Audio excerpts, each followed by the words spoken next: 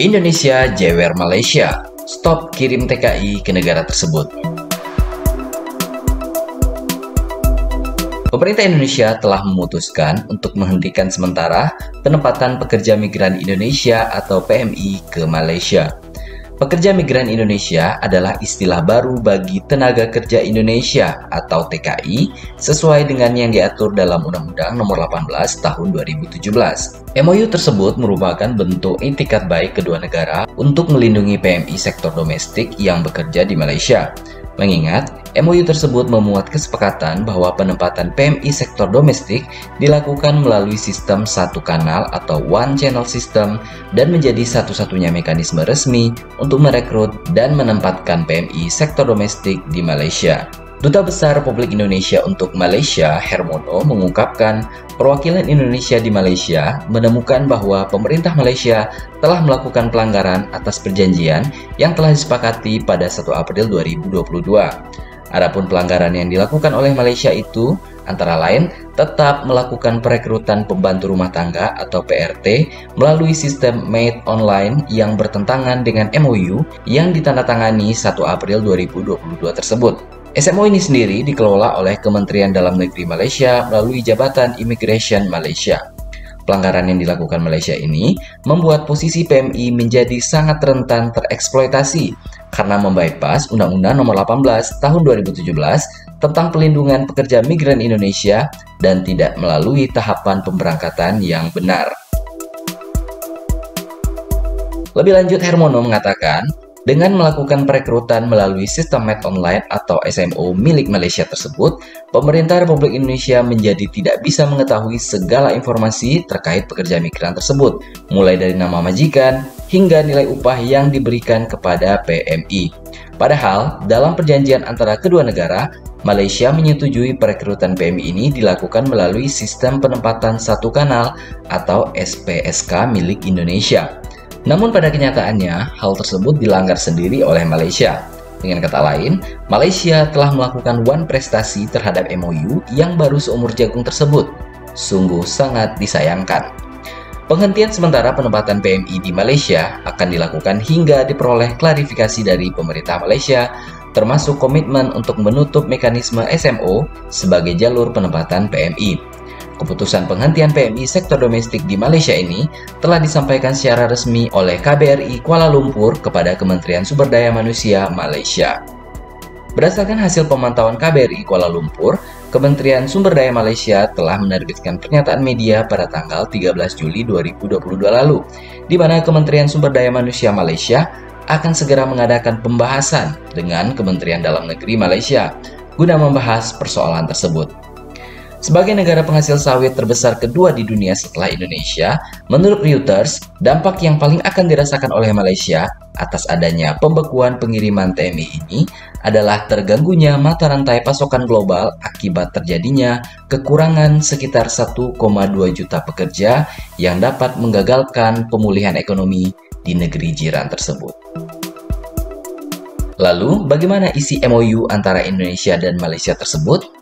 Pada perjanjian antara Indonesia dan Malaysia soal TMI pada 1 April yang lalu, pemerintah Indonesia dan Malaysia menandatangani nota kesepahaman atau Memorandum of Understanding atau MOU tentang penempatan dan perlindungan PMI sektor domestik di Malaysia. Nota kesepahaman yang ditandatangani di kantor Kementerian Ketenagakerjaan Jakarta ini mengatur mekanisme satu kanal untuk semua proses penempatan, pemantauan, dan kepulangan PMI di Malaysia. Menteri Ketenagakerjaan Ida Fauziah menyebut ada beberapa poin penting yang telah disepakati dalam MOU tersebut. Selain penempatan, gaji bagi asisten rumah tangga atau ART juga dipertegas secara nominal. Perwakilan Republik Indonesia di Malaysia memiliki kewenangan dalam menetapkan besaran upah minimum PMI, yakni sebesar Rp1.500 atau sekitar 5,1 juta rupiah, dan pendapatan minimum bagi calon pemberi kerja yaitu Rp7.000 atau sekitar 23,6 juta rupiah. Penetapan pendapatan minimum bagi calon pemberi kerja ini untuk memastikan agar gaji PMI benar-benar terbayar. Selain itu, PMI juga akan memperoleh jaminan sosial ganda yakni BPJS Ketenagakerjaan dan BPJS Kesehatan baik di Indonesia dan Malaysia. Sesuai MOU, PMI yang bekerja sebagai asisten rumah tangga atau ART dan family cook hanya akan bekerja di satu tempat atau satu rumah. Dalam satu rumah tersebut harus berisi 6 anggota keluarga. Kemudian, apa saja pekerjaan yang ditekuni oleh pekerja migran Indonesia? Apakah hanya ART? Secara keseluruhan, jumlah pekerja migran Indonesia hingga tahun 2021 berjumlah sebanyak 1,62 juta orang, atau sekitar 50,03% dari keseluruhan tenaga kerja migran Indonesia di seluruh dunia. Sedangkan untuk tahun 2021, Badan Perlindungan Pekerja Migran Indonesia atau BP2MI mencatat jumlah pekerja migran Indonesia berdasarkan data penempatan PMI untuk tahun 2021 sebesar 72.624 orang.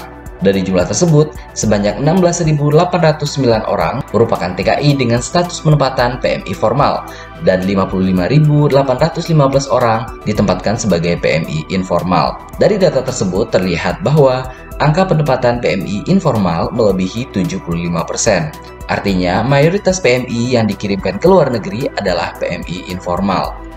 Adapun ragam pekerjaan PMI di luar negeri antara lain: pertama, asisten rumah tangga atau housemaid, kemudian pengasuh, domestic worker, karyawan, terapis spa, pramusaji, petugas pembantu kamar, buruh perkebunan, pekerja bar, busboy atau pramu dapur atau pramu meja, pelayan dapur, juru masak, pekerja perawatan, operator, dan pekerja restoran. Adapun berdasarkan jenis kelamin, komposisinya yakni PMI laki-laki sebanyak 8.769 orang dan PMI perempuan sebanyak 63.855 orang. Sedangkan PMI tahun 2021 berdasarkan status pernikahannya terdiri dari PMI berstatus menikah sebanyak 31.417 orang dan PMI belum menikah sebanyak 23.015 orang, serta PMI berstatus cerai sebanyak 18.193 orang. Lebih lanjut, dari penempatan PMI tahun 2021 ini, berdasarkan pendidikannya, meliputi pasca sarjana sebanyak 6 orang, sarjana 546 orang, diploma 929 orang, SMA 39.450 orang, SMP 44.336 orang, dan lulusan SD 27.907 orang. Dari kasus ini, kita mesti belajar bahwa untuk menjadi bangsa yang maju dan besar, kompetensi dan kemampuan teknis tidaklah cukup. Ada satu hal yang perlu dimiliki untuk mencapai hal tersebut, yaitu kejujuran dan konsistensi. Tindakan yang dilakukan oleh Malaysia sangat disayangkan.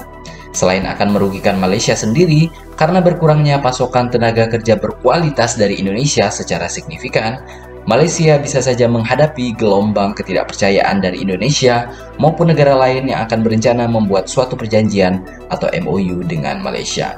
Seperti kata pepatah, gara-gara nila setitik, rusak susu sebelanga.